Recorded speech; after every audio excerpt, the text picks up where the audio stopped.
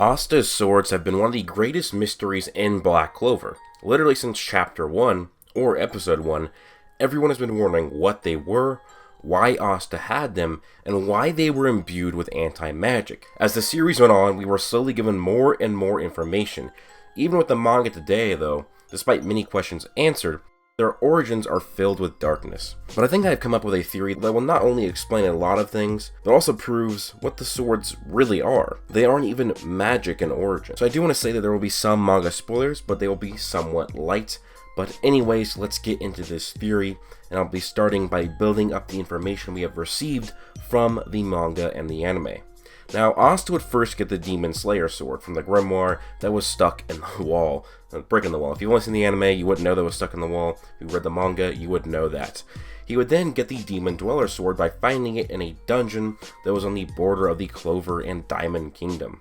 We would finally get the name of these swords early on in the series when Patru would say their names, the Demon Slayer and the Demon Dweller swords, and say were the swords of his master, which made us question even further what they were, who Licht Master was, because remember, he was Licht at that time. He was supposed to be the leader, but then all of a sudden he really wasn't the leader. So it was definitely really confusing in the beginning, but only made us question more. Finally, we would get even more information from the Witch Queen, who stated the swords originated from the old elf tribe chieftain, and we would know that this to actually be Licht. We would get an image of Licht holding the Slayer and Dweller swords, whilst several other swords were piked into the ground behind him, giving us another hint that more swords were to come in the future. Finally, about 50 chapters later, we would finally be introduced to the real Licht, and his third sword, the Demon Destroyer sword, which is also called the Demon Annihilator sword. When Licht wielded any of his old swords, it would be purified and go back to their old selves, ridding them of anti-magic, and thus the same would happen to the Demon Destroyer sword with the Demon Dweller sword, once Licht stole it from Asta. Now, what happens in the Licht versus Yuno and Asta fight is the crux of this series. I will first continue with the added lore of this series and then come back to what really adds to the theory from this fight, especially when you watch the anime. We know that once an elf turns into a dark elf, their magic not only amplifies, but their magic turns into a new variation called demon magic. If an elf had light magic and then would turn into a dark elf, it would instead be called demon light magic. So since Licht had gone through despair, it was on the process of turning into a dark elf before he stopped himself, his sword magic could have been altered to be demon sword magic, and then even being further altered by the anti-magic devil that dwells inside of Licht's grimoire, or well, now Asta's grimoire, which at the time when Licht had it, it was a 4-leaf clover grimoire of sword magic, and then it became a 5-leaf clover grimoire of anti-magic. And this gave me the theory that Asta was wielding these swords because the swords had two alterations. They were sword magic of demon sword magic plus anti-magic. So it wasn't just sword magic anymore, it was altered to be demon sword magic, and then anti-magic being added on top of that. But there is a huge glaring thing that makes it impossible for the Demon Slayer sword, the Demon Dweller sword, and the Demon Destroyer sword to actually be swords of conventional magic. And I'm referring to them as their origins with Licht, not them now with anti-magic. These swords cannot be sword magic. They can't be sword magic straight from Licht's grimoire. This is proven in the fight of Licht versus Asta in the manga and in the recent anime episode, when Asta's Demon Slayer sword in the black form was slicing the Demon Dweller and Demon Destroyer swords, but it wasn't cutting through them at all. Licht was able to parry Asta's blows despite him attacking with what should have been something that can cut through any magic. And if the Demon Dweller and Demon Destroyer swords were magic, the Demon Slayer would cut through it. But it doesn't, it acts as a conventional sword. I'm going to play this clip for you of Licht parrying Asta's Demon Slayer sword imbued with anti-magic. Now, if you are keen, this might make you remember something way back in the Seabed Temple arc, where Asta fought Kyoto. Kyoto used treasure swords, which are strong, physical swords that he imbued with his own magic. Kyoto used these swords knowing about Asta's anti-magic, knowing that the anti-magic wouldn't easily cut through the physical swords, which brings us to a very, very interesting parallel. These swords are not magic.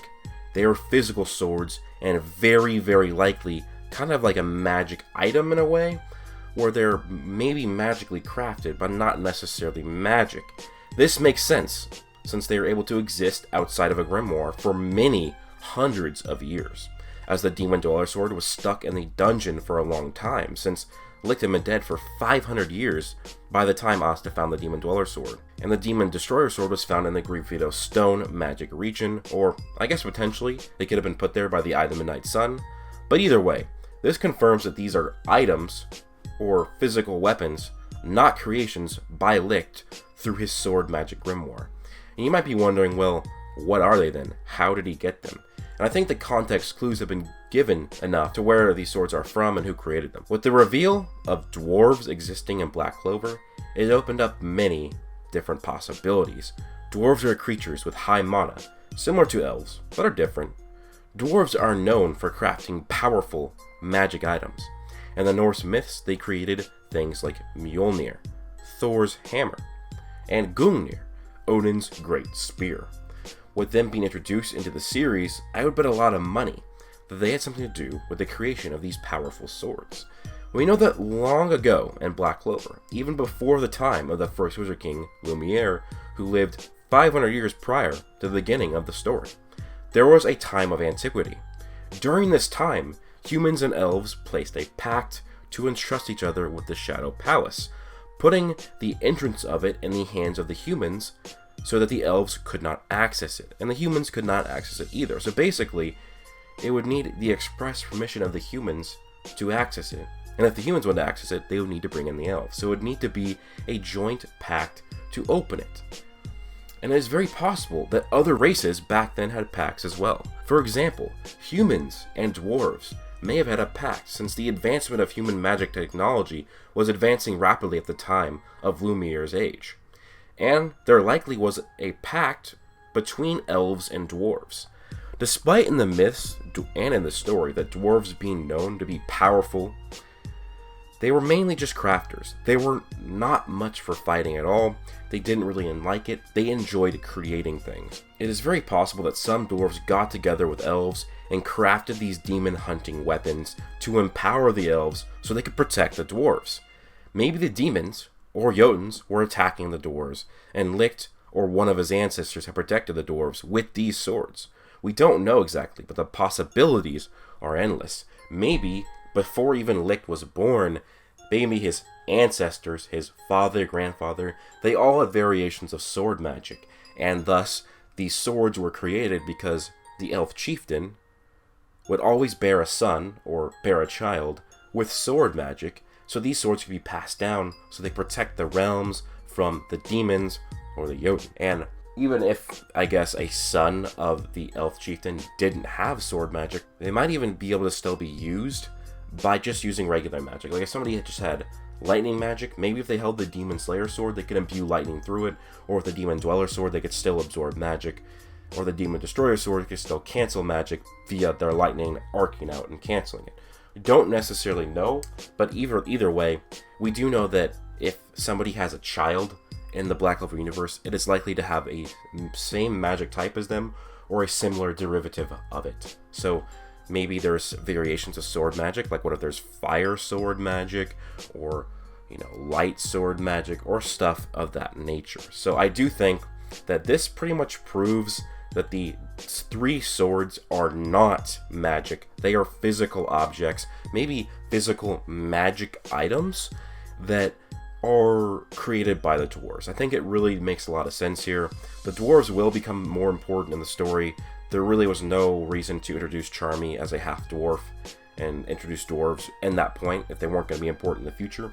And that's, I think, with all the information that we got in the Elf Invasion arc, that there was a time of antiquity, that there was a time where humans and elves had a pact. And that makes it likely there's a time where elves and dwarves had a pact.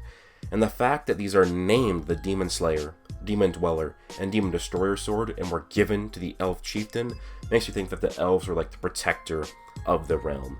And this makes sense because the elves did protect the humans when they had first contact with each other. That is what Patri states when he first tells us about, what happened with the elves. So anyways, guys, that's really it for my theory. I do think that these swords are maybe a bit different than what we think. I don't think they're conventional sword magic, because if they were, Asta's anti-magic would cut through it. Asta can cut through anything that is magic. So that is my thoughts down below. I think the Kyoto example was a perfect example.